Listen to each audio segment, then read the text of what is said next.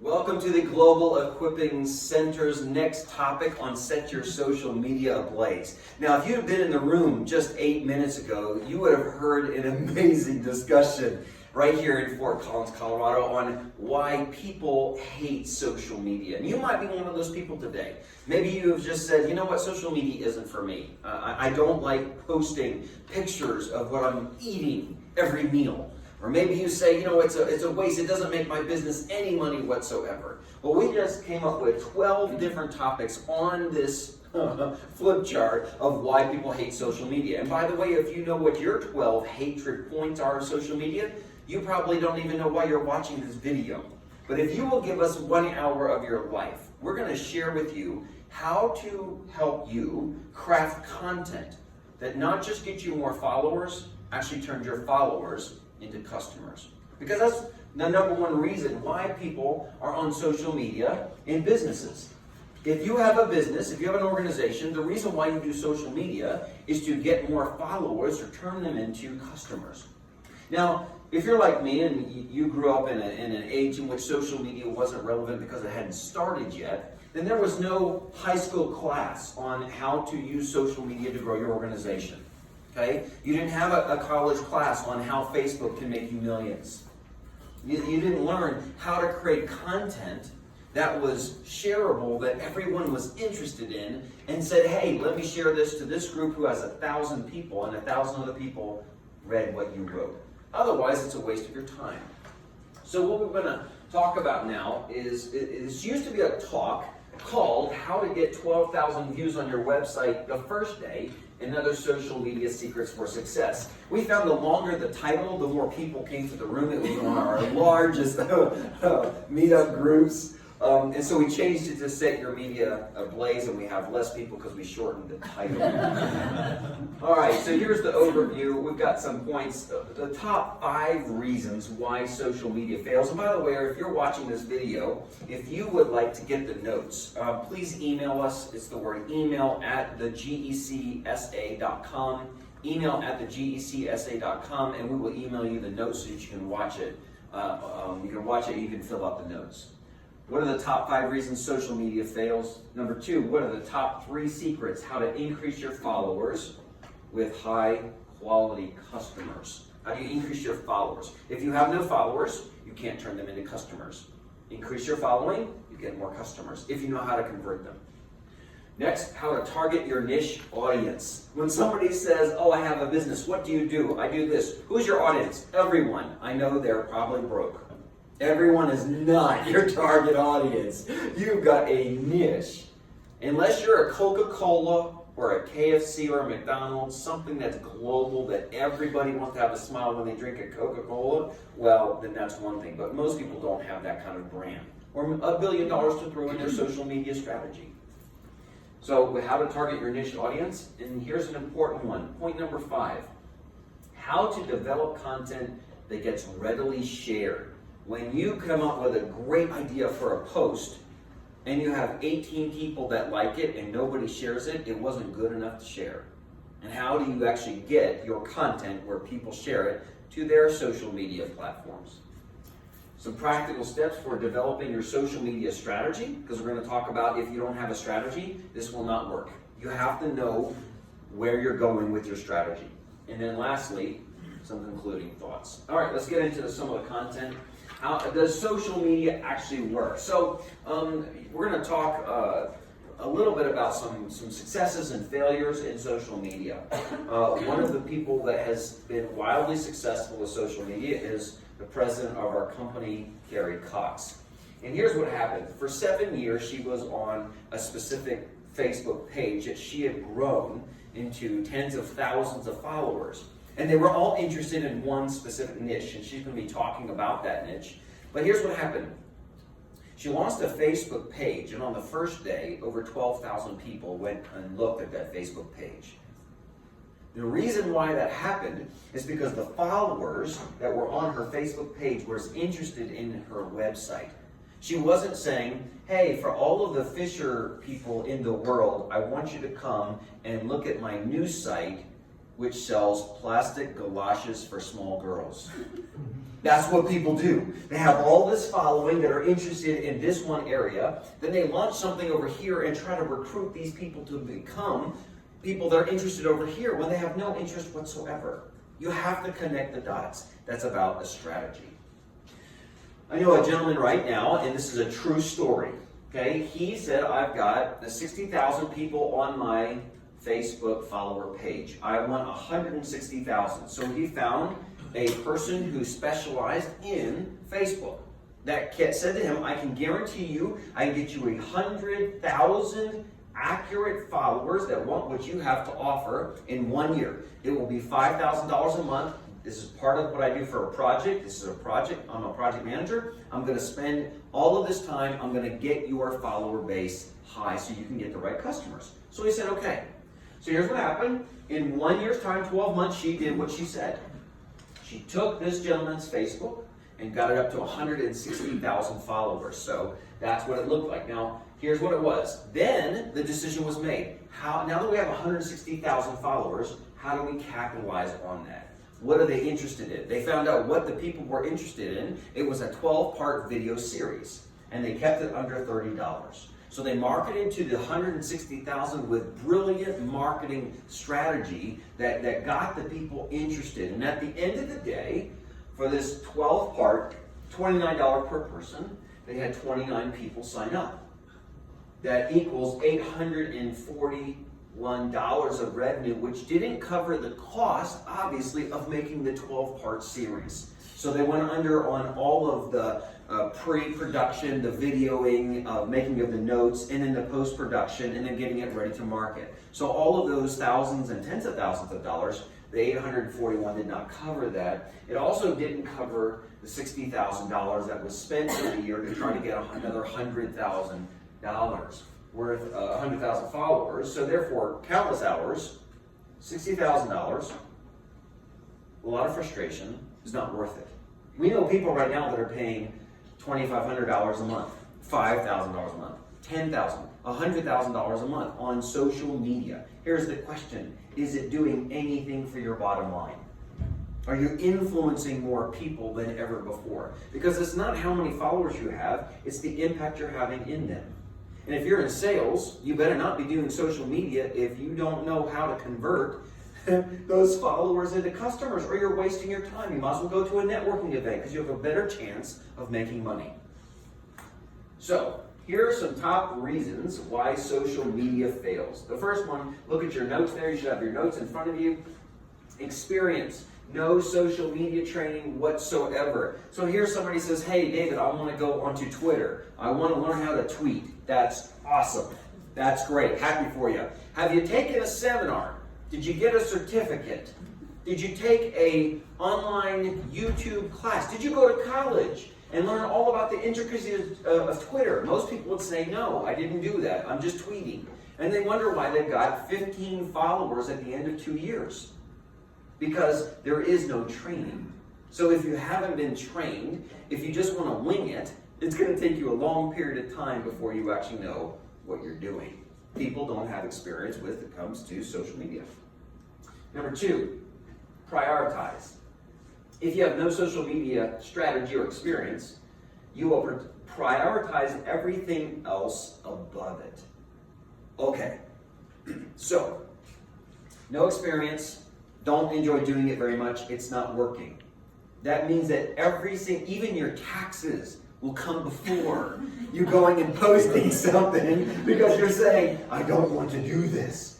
So if it's something that is a chore, right, it's just another task where I'm a good business person, so I have to do social media, it's going to be the last thing on your day or the first thing in your day to get over it. It's like, I remember my mom when I was growing up, she really got into this activated live charcoal. And my mom would say for breakfast, no, you can't swallow the 2 capsules. We have to put it on bran bread. And she would open up the capsule and put it on. Do you know, I used to have nightmares about black charcoal chasing me. It was like this. When we got up in the morning, she's like, hey, here's breakfast. Here's bread with black stuff on it. Don't sneeze because the powder goes everywhere. And it was terrible. I wanted to eat it to get out of my day so I could enjoy the rest of my meals for the rest of the day. That's what some people think about social media. Let me just get through it so I can get what's really important. What are you hearing? There's no strategy. Number 3, if there's no strategy, it will not work. You cannot say, hey, I'm going to try to do social media the next 30 days. Okay, you may get 5 more followers. You may go and invite 100 people on LinkedIn. That's great. Did it make you 1 penny? Because if it didn't, it means you didn't have a strategy how to grow your following and convert them into revenue. And that's what we want to talk about. So if there's no plan to follow up with measurable results, here's great. If you know people that are really involved in LinkedIn, that it is on their desktop, it's on their phone, and when the little green light shows up as a button saying somebody messaged them, that person clicks on it and gets back to you immediately. You know why? Because they've learned how to make money on LinkedIn.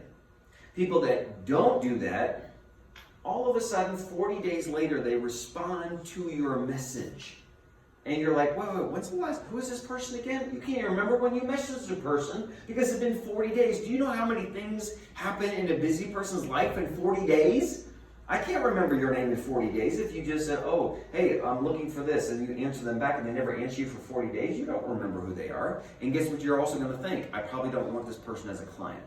Social media speed reveals the level of professionalism in who you're trying to work with. Number 4, unaware. This is the inability to connect your followers to your products and services. Have you ever seen a person do this that really failed at this on Facebook or on LinkedIn? It's really funny. So you see a picture of a person's face and you're like, oh, they look like an artist, or they look really creative. And they have all these tie-dye clothes, and they're all over the place. They're really awesome. And they show all these photos of where they've traveled around the world, and they've got paintings that they've actually painted in sculptures. And then they say, and by the way, if you're looking for homeowners insurance, please contact me. And you're going, this doesn't align. This doesn't align. This person's face and all their photos have nothing to do with what I'm looking for. So if you don't know how to connect your followers to you personally, that when you say, this is the product or service that I'm going to offer you, if those don't align, they won't purchase from you. Have you ever met a financial planner that's part-time?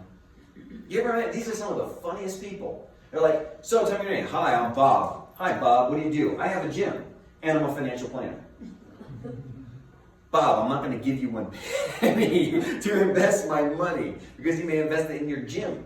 I'm looking for a financial planner that's completely sold out and has got his licenses, that knows what he's doing, not because he wants to go pump it up and then go actually and get some people's money and invest it and help you retire. So here's my question. When you post about your business, do people say, that makes sense? Did that make sense? So if you post about your product or service and nobody responds to it, it means that there's an emotional and mental disconnect with who you say you are versus what you actually do. So we're going to talk about that. And then lastly, conversion. Conversion. Incapable of converting your followers into paying customers. So when somebody says, hey, I've got 5,000 people on my Instagram account, that's great. How much money have you made from that? If you're a business person and you haven't made 1 penny from your Instagram account, I would ask you, is it a personal or is it a business Instagram account? Because social media, people make millions and millions of dollars off of social media, off of Instagram. But if you don't know how to post properly, you won't make any money from that. So we have a second business. It's in the hemp industry. We sell our services for all kinds of different areas, from extractors and seed companies. And we met a seed company that made over $10 million from 1 ad on Instagram. 1 ad, 1 post on Instagram made them $10 million. When somebody says social media doesn't work, I say, oh, no, you haven't learned how to post in such a way that it connects with the people that are looking for you and your services, where they say, I don't want to just be a follower, I want to be a customer. And that takes strategy. It takes creativity. It takes where this is not the last thing on your to-do list. It's a priority to you. So if you say, David, I really want this year to be very effective. I want to grow my organization. I want to grow my revenue. Social media is a way for you to make money around the globe with what you're doing. So that's what we're going to talk about today. So what are top 5 reasons why social media fails? If you have no momentum personally or professionally, social media will be a constant frustration and chore without any tangible results. Okay, now some people in the room and some people watching me today, you had your best year last year. I mean, you were ramping it up. You made the most money, made the biggest impact. You had influence everywhere. You're like, man, I'm going to kill it this year. I'm just on the top of my game. I can't go to the grocery store without bumping into somebody that needs my service. I'm going to make a sale getting a loaf of bread. It's so awesome. Okay, when you post, the chance of you not being seen or followed or shared is 0 because you bring all your momentums to social media and therefore it works effectively. If you have 0 momentum, let's say you had a horrible year last year. Last year was your worst year ever. Maybe you went bankrupt. Maybe your car blew up. Maybe your wife, stole all your clothes and you're now an ex-husband. I mean, it could have been anything, but you had a horrible year. If you had a horrible year, when you post, isn't it amazing that all the intuitive people don't want to look at your post? Because they know. Have you ever met somebody that is kind of has a pie in the sky, and you say, what do you do? And they say, well, one day I'm going to do this. I'm going to make a $10 billion company. I'm going to take it public, and you're like, $10 billion? And he said, well, what have you done so far? Well, I'm still formulating my strategy. That's what social media can do. So if you don't see social media as an untapped audience, then none of the information matters. You have to see this as, if you're going to have a big pie in the sky dream, the way to get there is through social media. Because you can impact people around the world who want what you have to offer. All right. In other words, and this is the most important thing above everything else that we talk about today, you have to care. No, really. You have to care. You have to care about Facebook. Not the people that started it, the platform. You have to care about LinkedIn. You have to care about Twitter and Instagram. You have to care about Alignable and Meetup. You have to care because people somehow pick up that you don't care when you post. And then you wonder why it doesn't work because you really have to care. So let's say you have the best product and service in the world, and you know it. This is the best. It's better than anybody else I know. And you care about your product, but you don't care about the people who purchase it. Social media is not for you. You have to care about the people who don't have your product and service that you want to give it to them. When you care, guess what happens? They know and feel it. There are people that look on social media just to look for the next client, and they can tell by looking in their eyes on the photo that that's the next one. This just happened to us just last year. Remember, we got a client for 2 months. It was a business consulting job. We made $20,000, and here's what happened.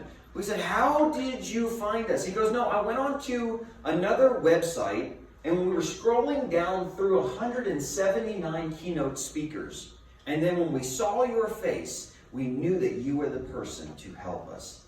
Here's a $20,000 check. Here's my question to you. Does social media work? Absolutely. But you have to care. I didn't care 5 years ago.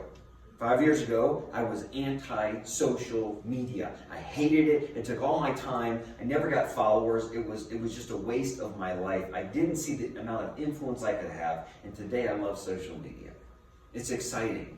The people sitting in the room and the people watching this got here because of social media. You saw us on the website. You got a meetup message. You saw us on Alignable. It's through social media that you got here, or you wouldn't have found us in the first place. I didn't handwrite a personal letter to every person in this room saying, here, my name is David. I am the CEO of the Global City. Would you please come to this bank on this date? Hope to see you there. We'll have food. Maybe we don't run out because we don't know how many people are going to be here. Social media helps with all those different areas. So, if there's one person that cares about social media more than anybody that I know, Her name is Carrie Cox, and she's the one who impacted me and my wife Michaela and our business partners James and Carol Rice. She impacted me and she impacted all of us to care more about social media than I think where any of us were a couple of years ago. So she is the person who has stimulated people in our executive coaching program how to use social media to actually convert into customers. And she's been one of the people. So she's going to tell you a little bit about this. She's the GEC president here in Fort Collins, Colorado. We have our global branch over in Nelspruit, South Africa, and she leads the company here. And what she did about over 7 years ago is she started something called Pageant Junkies. And for those of you who know a little bit about Miss America organization, she was at the forefront of, and she has one of the largest Facebook accounts that's connected to women all over the world because of what she's done. And because of her influence and impact, I've asked her to come and to share with you about some of the secrets about growing your Facebook account. So please welcome Carrie Cox.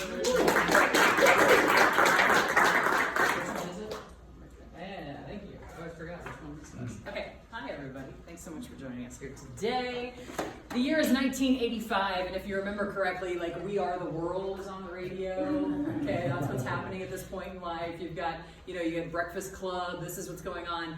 And what's happened is that my aunt has been named Miss Kansas 1985. And I am in middle school and I'm thinking, holy cow, you have got to be kidding me. I'm related to her. I know she sings so well. She's so pretty. And look, she just stood up onto national television and said, I'm Carolyn Curgis. Pratt is the home of my state pageant and I'm Miss Kansas. And I've watched her do this on television. And so I am hooked. In a heartbeat, I have become what I call a junkie of the Miss America organization. Okay, so there I am, like I said, middle school is when this all started. I continued to follow it. It was something obviously that was within my family because my aunt was Miss Kansas and did all these incredible things. I dabbled in pageantry a little bit then when I became of age to do so, had good experiences, continued to watch the Miss America organization, never made it to the big dance, okay, all right? But so I needed to give you guys a little bit of context that when the blue-eyed blonde stands up in front of you and says, I'm gonna tell you about social media and about pageantry, that you recognize that there are some things that are connected to that. What I ended up doing was moving from Kansas to Colorado. I worked for a publicly traded radio company for the next 15 years and was able to do several things that increased my own personal understanding of leadership and marketing and branding because it was all related to radio, right? And what's brilliant about the similarities between radio and social media is the fact that in radio, you actually have two audiences. I'm selling advertising to someone to become a client of our radio station, to sell advertising for the radio station. I am also selling my listeners to become deeper and more loyal to my radio station. So to be honest with you, that's exactly what you're doing when you want to be able to monetize your social media account. You are asking more people to follow you in that same context, and at the same time, you're going, okay, here is how I'm going to be able to brand / sell / bring in more revenue for my group. So you almost have to think of this as if, social media also comes down to me, like I was getting all kinds of analogies this morning. It's also like you're a musician and you get the chance to create music. This is your account. You get the chance to create anything you want to attract more followers to it. So that's what we're going to talk about today and some of those kinds of fun things that go around with that. What ended up happening, here's actually what happened with Pageant Junkies. I was mad at Miss America. And I've said this numerous times. I got mad at Miss America. Why? Because they were terrible at social media in the early days. And like their entire audience was the age that was on social media, right? So you've got people who are on Facebook, who are starting with Snapchat and on Instagram, and they weren't even hardly on it. So I decided that, honestly, because I was interested and because I one day was just Googling and was like, oh, I wonder who the new Miss Nebraska is. Because I just was curious, right? Like, do I know anybody in Nebraska anymore? And I'd look it up and I'm like, that pageant was last weekend.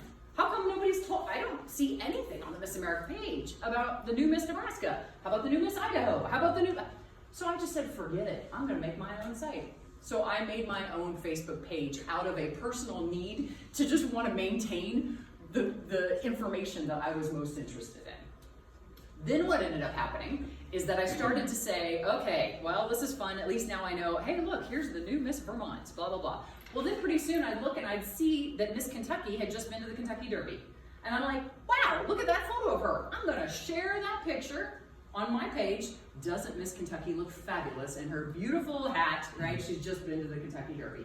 Can't wait to see the young woman compete come this September.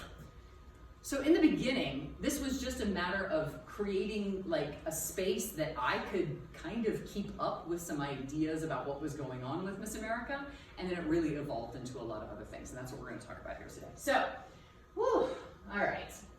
How to increase your following, because at this point, and I just want to correct David real quick for the people who are watching. So I have over 25,000 followers together, like cumulative, between the different social media sites that I have and some different, like podcasts that I did and newsletters and email, blah, blah, blah. So over 25,000 followers through that list. My Facebook page is the largest page because that's actually where I started. And that's when I began everything there and I found the most people there. It also happens to be where my niche is perfect for who it is that I'm looking for. We're going to talk a little bit more about that. So the best way to be able to increase your following, okay? Time does not always automatically create more followers. It should, but it just doesn't, okay? For those of you who have had, I'll just stick with Facebook. You have a Facebook page, and you're like, well, I've had this page for 5 years, and I still only have 100 more people than I had 2 years ago. So time does not necessarily say that you're automatically going to increase who it is that you have. You could look at me and go, oh, you started that page, 8 years ago. Of course you have more followers. Not really. There are many of you in the room who've done very little with your pages, and you don't necessarily see that increase. You have to actually provide qualifying and engaging content for somebody to want to increase your following. And we're going to talk about specifically how to do this. David said right there, if you think that everyone needs your product, you are wrong. And one of the biggest things you have to do with social media is recognize that you are a niche. Even McDonald's, even Coca-Cola, even Taco Bell, when you see their advertisements, they are talking to a specific segment of society. And they do it so well that you think that they're talking to you. That's the brilliance of what large companies can do. Okay, let me actually bring this into another space. The Share a Coke campaign, right, where everybody's got their names on it, different whatever. Okay, this is a long time. This thing happened like 5 or 6 years ago, 6, 7 years ago. Haley, right? I'm going to share a Coke with Haley. That actually took off because of social media, not because somebody walked into the grocery store or walked into the 7-Eleven and said, oh, look, I'm going to give this to my friend Chris. No, what happened was people started taking pictures on social media and hashtag share a Coke, and suddenly everybody wanted to have their picture with their name replicated by Coca-Cola or shared by Coca-Cola. Okay? So Coca-Cola understood that the way to do this is to target a specific segment and then be able to say, we're so good at what we're doing right here that everybody's going to think that it applies to them. And that's the biggest mistake sometimes with social media is you think you're going to talk to everybody. You can't talk to everybody. You actually have to talk here and let it splatter, is what we used to call it in radio. Okay? You get a splatter effect. You talk very specifically to one person, and then time will continue to increase your followership. Real quick thing on there about boosting a post. If you are going to boost a post, this is actually a really practical tip for you. Have a post start and have it be one that is organically working before you bring a boost into it. Okay? If you post something and you're like, hey, this is gonna be great, I'm just gonna boost this automatically. Places like Facebook and Instagram don't care as much as if you can show that organically you have some greater followership and some people are liking that and it's gaining its own traction. And then you boost it and they're like, oh, now we can really do our job well. That's one of those algorithm things that keeps changing, okay? So from now on, if you're going to boost anything, I would encourage 2 things. 1, get very specific when you boost it. So what that means is know who you're gonna talk to. You wanna boost it to men. You wanna boost it to men who are 35 to 55. You want to boost it to men 35 to 55 who are also friends of this group? Great. Now you're getting somewhere. There's no need to boost something to 2 million people. There's no need to boost something to 100,000 people, to be honest with you. Boosting it to just a few thousand people is going to have a much better result than boosting it to a massive wide world. Okay? Here's the next secret. Whew. Content creation, not replication. So as I said with the junkie stuff, originally what I did was I was just replicating content from other people. I was sharing the Miss Kentucky, right, in her fabulous Kentucky Derby hat. I was sharing, oh look, so-and-so did a beautiful appearance at the Children's Miracle Network. Isn't this just the cutest little face you ever saw with a crown on the little girl's head or something, right? So all I was doing was taking other people's content and putting it on my page. That worked in the beginning because Miss America wasn't doing it, right? So it worked to have one site where everything was cohesive together. And at that point, it's not like Miss Texas even had a page. You know, maybe Miss Wisconsin had a page, but she wasn't putting very much on it. So what ended up happening was I became the clearinghouse because I became the fan site for what people wanted to find and what they wanted to see. But it became very clear to me that I couldn't just continue replicating other people's content. Okay, I couldn't just share their stuff on my page because it was losing traction. I needed to actually begin my own content. And that's the part that can be scary, because all of you are right here at that point, right? You're like, oh, okay, this is the stuff we hate about Facebook. We just talked about that. I don't want to do my own content because this is all the yucky content that exists on Facebook, right? It's not applicable. It's not relevant. Even if I do something fun, the algorithm's going to change anyway. The whole thing. What you have to do is you have to find something that you are passionate about and you are prepared to talk about. So for me, to be able to create my own content for Pageant Junkies, it looked like this. Okay, how can I gain more followers?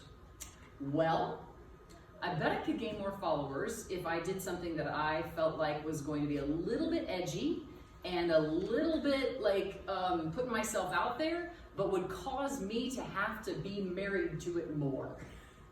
Okay, I'm gonna have to fall in the deep end of it. And in short, the word that I would call that is fearless. Some of you are getting fearless on your social media because I work with you.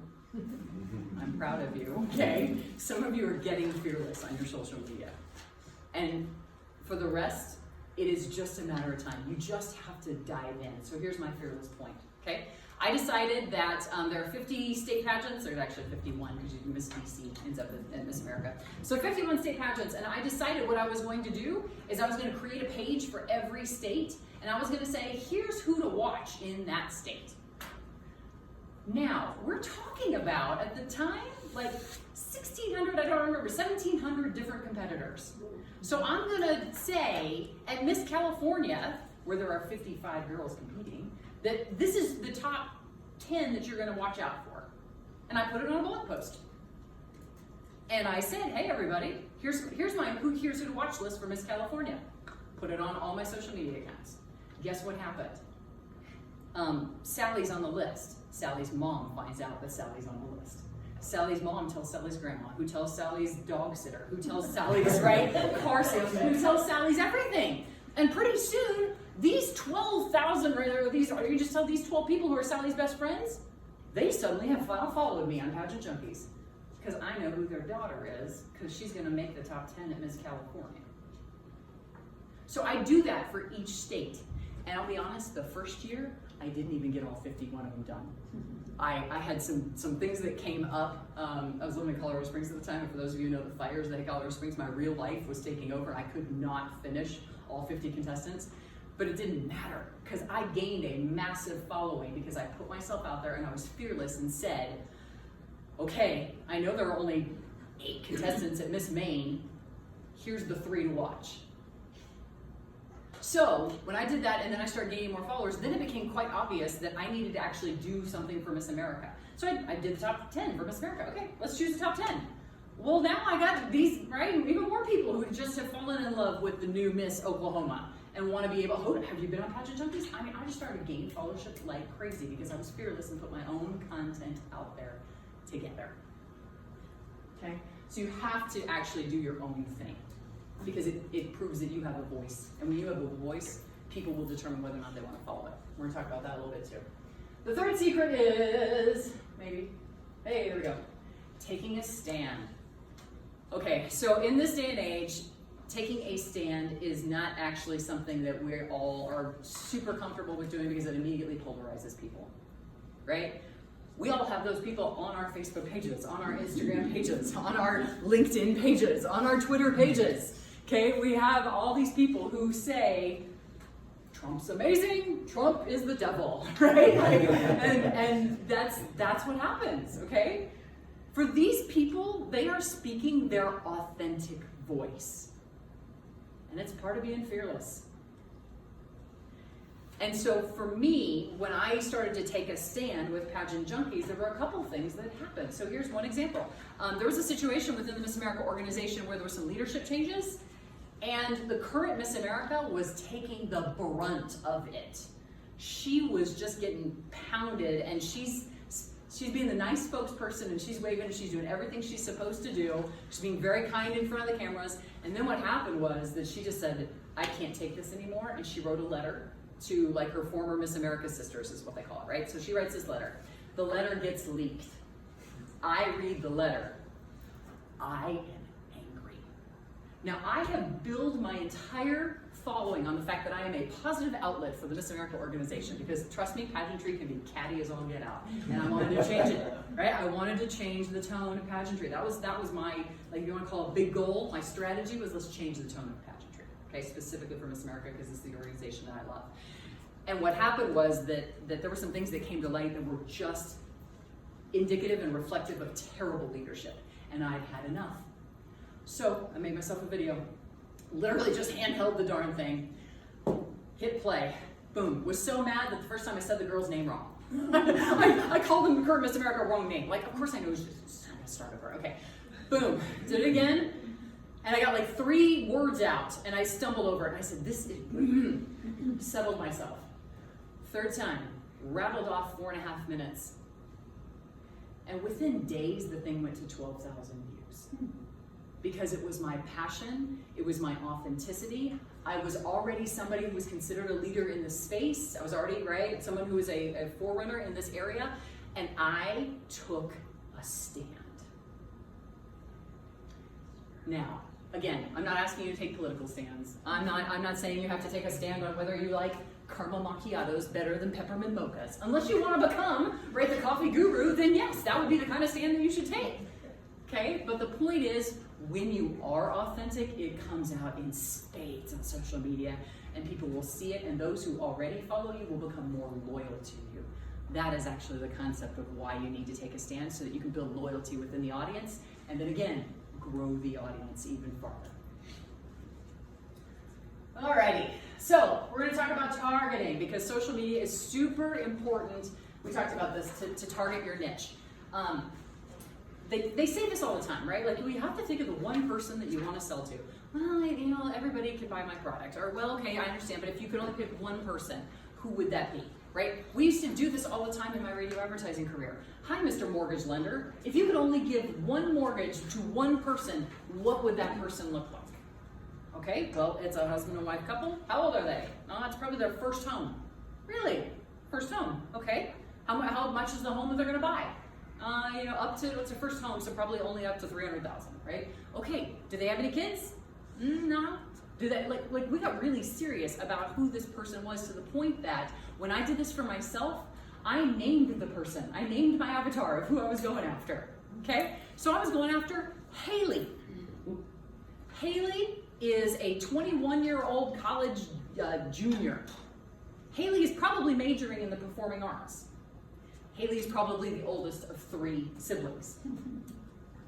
Haley's mom and dad have watched her enjoy her pageant journey so much that her mom is trying to help do what she wants to do, and dad is making money to pay for what she wants to do.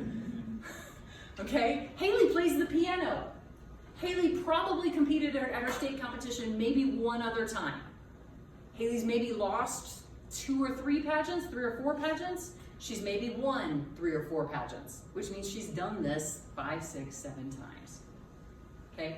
That is how specific you should get to when you're trying to attract an audience for your social media pages. Not just, I'm talking to women who are 40 years old.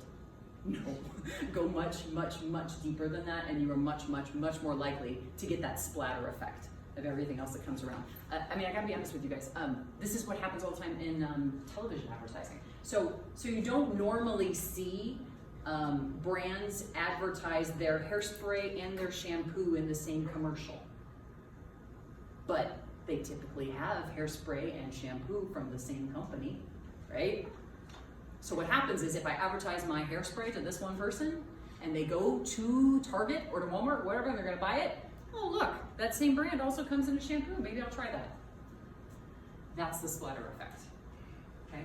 Try and advertise right here before you go anywhere further.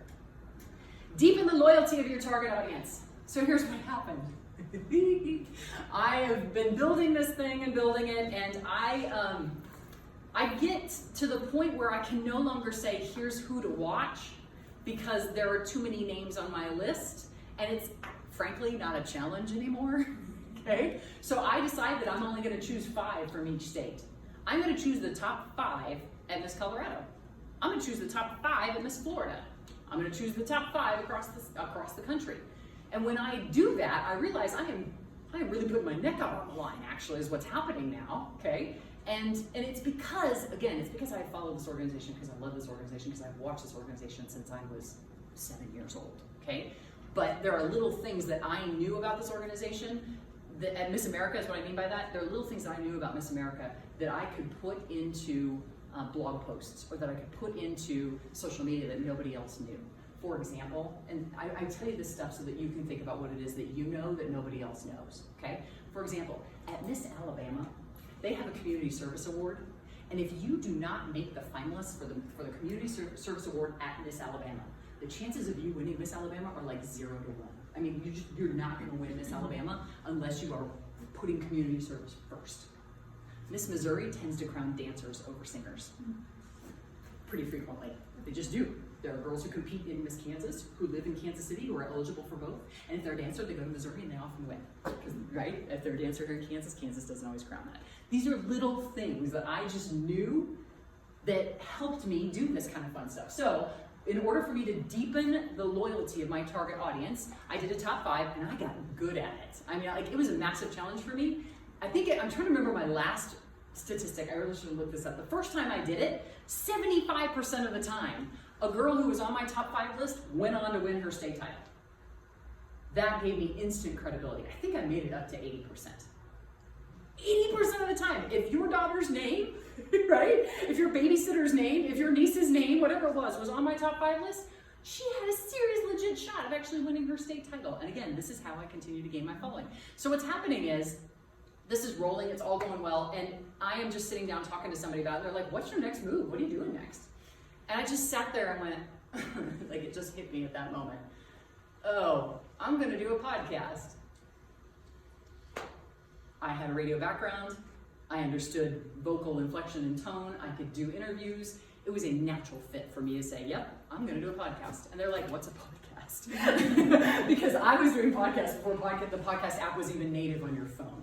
Like, I was really early in the podcast space. And so for potential pageant contestants, what we ended up doing is I got this gal's name, Mary Catherine is on my list. And Mary Catherine, I also picked to make the top 10 of Miss America, and she does, lo and behold, so Mary Catherine thinks I'm amazing. All I have to do is ping her on her Instagram account. Hey, Mary Catherine.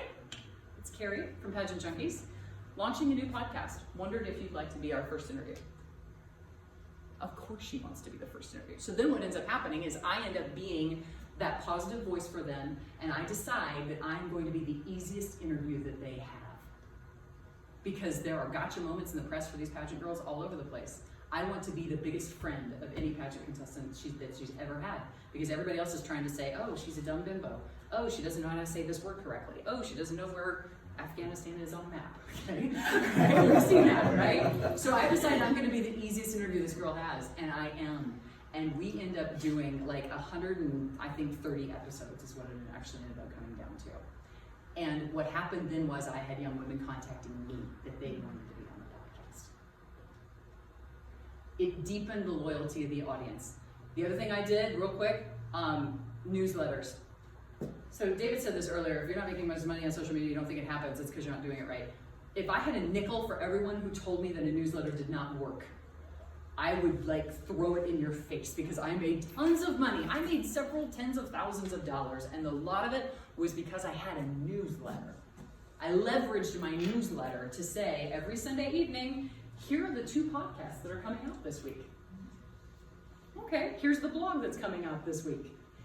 Here's the inside scoop about how you can get 10% off of products this week. Here's your opportunity to be able to know about what's coming up. Hey, guess what? I'm going to be at the Miss Nebraska workshop. Boom. It's the stuff that you put in the newsletter that makes it work. Not just the newsletter showing up and clogging up your email. You have to have a way, again, to deepen that loyalty with your audience and to recognize what it is that they want and how to give it to them. Questionnaires, surveys, and personal conversations. I went to Miss America over and over and over again. I have been to almost half of, not quite, I think 21 state pageants in this country. Why? Because it was important when the Miss North Carolina organization said, hey, would you like to come? I'll give you free tickets. I said, I'd love to fly to North Carolina and watch your pageant and report on it live. As if I were somebody from ESPN or something, right? Like, but it was important to me to do that. And you're right, now I get to do workshops. I was just asked about one, actually, that's coming up in South Dakota, and I can't make it because I got another obligation. But like, in order for me to continue to do this, you have to have conversations with these people. You have to meet them. You have to be where they are. And then be able to say, is this really what you want? Or what do you think about that? We offered a questionnaire before we ever launched anything that would make any money. And the questionnaire was, what do you need to know about the most? And I just offered it to all my followers. And I got like, I was actually thrilled. I got like 250 responses. I was expecting like maybe 50 or 60, and I got like 250. And what I found fascinating was that they didn't want help with their talent. They didn't want help with poise in an evening gown or workout tips. They didn't want any of that stuff. That's all the stuff that is on stage for pageants. You know what they wanted? They wanted to know how to do better fundraising. They wanted to know how to support their cause, their own personal platform, whether it be like breast cancer awareness or literacy or coming against domestic violence. They wanted to know how to be able to market themselves in these areas better, and I can do that for them. So when I found that out through a questionnaire, through a survey, I created a course. I created an online course that only so many people could access behind my password protected world, right? That's what I did. And that's how I made tens of thousands of dollars, because young women bought this course. It's because I asked in a questionnaire. And who would have thought that they weren't interested in any of the skills that were on stage? I wouldn't have known that had I not asked. Coupons, networking, business expos, that's a little bit about what we talked about as well when I got there and I had to be there and be a part of what was happening so that people could get to know me. That is a huge thing. If you can find where your people are, go. For some of these organizations, like Miss Oklahoma didn't need me to show up. They have a killer following of their own that they have just created on their own. But for me to go to, right, Miss North Carolina or somewhere else, it kind of bolstered, and it made people go, what? The pageant junkie lady's here? I'll go to events, I'll go to the team competition, and I will be in the checkout of buying a fancy pair of earrings, right, from somebody at the expo, and I'll just be talking, and somebody will stand behind me and go, oh my God, you're the pageant junkie, are you? I recognize your voice from the podcast. Right? It is a niche, and if you can find your niche and deepen your loyalty there, and let me give you another hint. Don't plan on selling anything to them right away. At least in my opinion, that's my first thought process. You don't have to, if you've got a plan, then run. But you don't have to sell anything to your people right away. I did this for 7 years before I even tried to sell anything to my people. It is okay to build your audience and figure it out as you go, because really it was fun for me. And that's all I wanted to do. And evaluate your past and current customers, find out the unique similarities of what they all have in common. Because people who watch Miss America also watch Miss USA, right? There's some of that becomes kind of like, oh, okay, I didn't even know there were two different pageants, right? So people who watch this also watch this. People who are involved in pageantry are also heavy into what, right? Like bling, dance lessons, fashion, makeup. There are ancillary businesses that I can find my other people based on knowing who they are. But until you have your people and until you ask them what they're all interested in together, you won't know. You can just assume, but you won't know for sure. Okay, I think that's all I'm supposed to talk. Are you next? Gotcha. So what Carrie just told you, if you were listening, she gave you 50 different concepts how to make money. You probably didn't catch those. If you thought that was about pageantry, you missed her whole point of her talk. Her talk wasn't about pageantry at all. It was, here's my niche audience, and here are 50 different secrets that I just told you how to get a following and turn it into tens of thousands of dollars. What do they like? Who are they? What age are they? She gave a whole matrix of information. If you think social media is easy, you probably haven't made any money with it. Social media is extremely complex, and you have to understand that. Well, here's one of the questions you have to ask. What are the top 10 reasons why people purchase your product and your service? This is very important. So if you said, David, why do people join your coaching program? Number one, we have coached in over 250 companies in the last 20 years. Number two, we have doubled, sometimes 50 to 80% of all of our clients have doubled their revenue year after year. Why else? Number three, they like our team. This is an important one. We just got a new client this month, and he said, I interviewed 20 other executive coaching companies. You're the one. How come? I like you the best. There has to be a connection there. People aren't going to buy from you if they don't know and like and trust you. So you got to know that. So we've got right there on your notes 10 different lines, and you're going to fill these out when you go home. Why do people purchase your products and services? You should come up with 10 in less than a couple minutes. It should be really easy. They buy my product because of these reasons. They buy my services for these reasons. Then what you're going to do, this is very important. You're going to ask yourself, how many of these reasons why they're purchasing from you, how many of them are emotional? David, what are the real reasons why people want to double their revenue? Oh, they're all emotional reasons. Oh, I want to spend more time with my family. I told my spouse I always wanted to take her to here. I wanted to buy a car because I want to give it to my mom. There's always an emotional reason behind something that you do. If you don't know what those are, guess what? You can't convince other people to purchase from you because you don't know the reasons why they're purchasing from you in the first place. So you're going to circle each number of the 10 reasons, which ones are emotional. I'm hoping at least 5 of them you tapped into are emotional. The next thing you're going to do is you're going to ask, what is the number one topic of the 10? The reasons why. What's the number one you think the majority of your followers want to hear about? That's an important question. Because otherwise, guess what you're doing? Well, let's go to the next point. You're going to choose one topic and develop the content, create the memes, post on a regular basis. Then you're going to put a triangle around the one topic you feel most excited to share about. Now, if there's nothing on those 10 reasons that excites you to share with your customers about why they should buy from you, you know what? You probably have a different list. And guess what that list is going to be? All the reasons that you're excited to share about your product and service. People don't buy your product and service because of your reasons. They buy because of their reasons. So guess what people do? They're all excited about their product or service, what makes them excited. Forgetting, it doesn't matter about what you're excited about. It's whether or not they're excited about it. And then you post what they're excited about. That's how you get people to do this. Next, here's some practical steps for developing your social media strategy. Here's number one, set realistic goals. If you have right now, you say, I'm going to start my Facebook account in January. Great. I want to have 100,000 followers by February.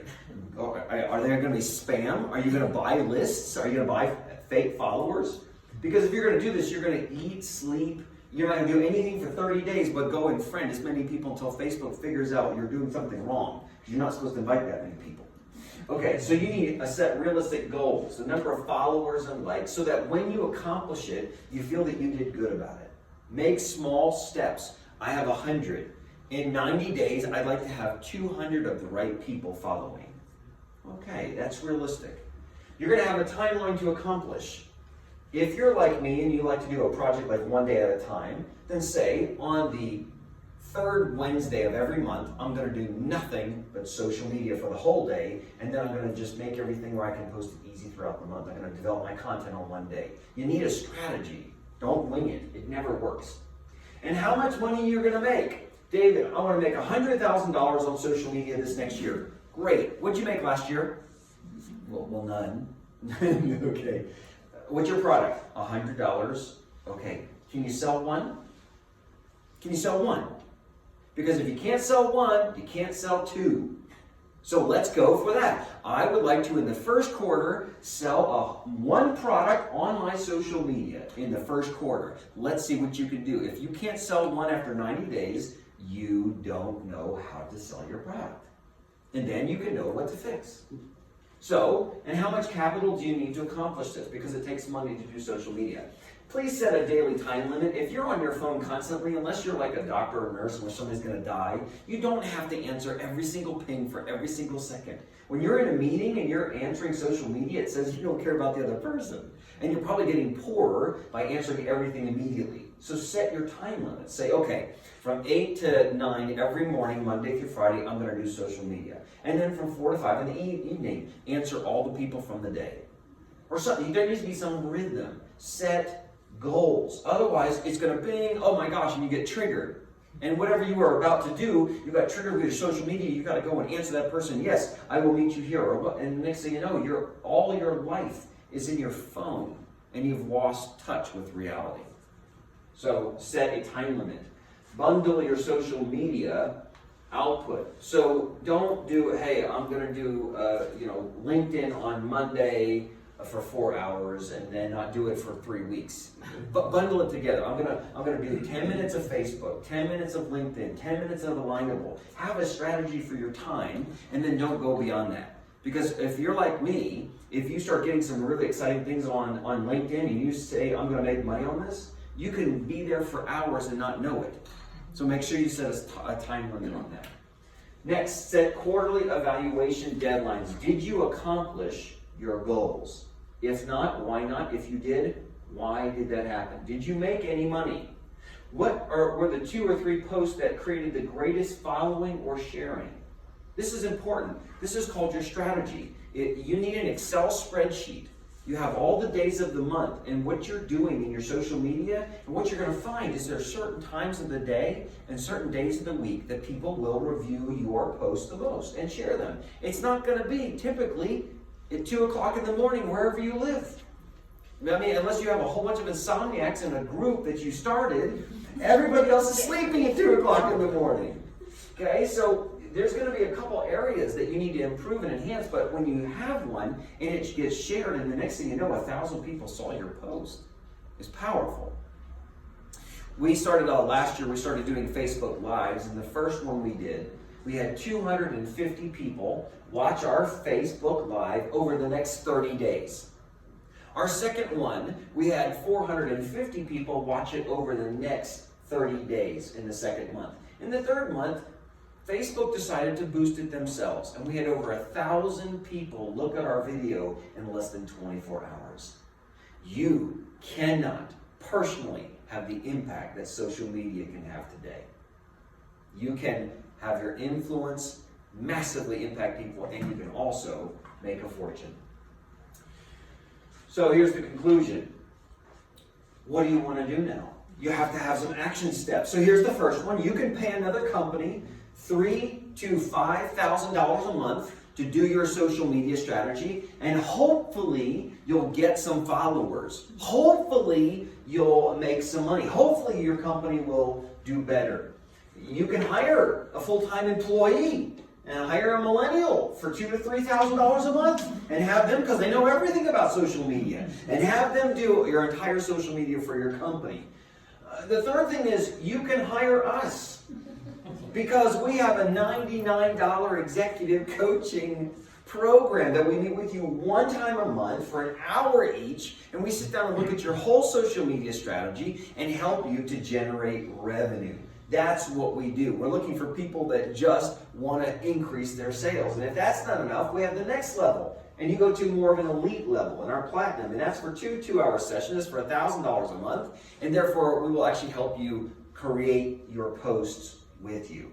Now, for those of you that are in South Africa, around the world, that's in RAND, that's a whole different program. If you'd like to actually Skype or Zoom us, you can email us at the GEC and we'll talk to you about that.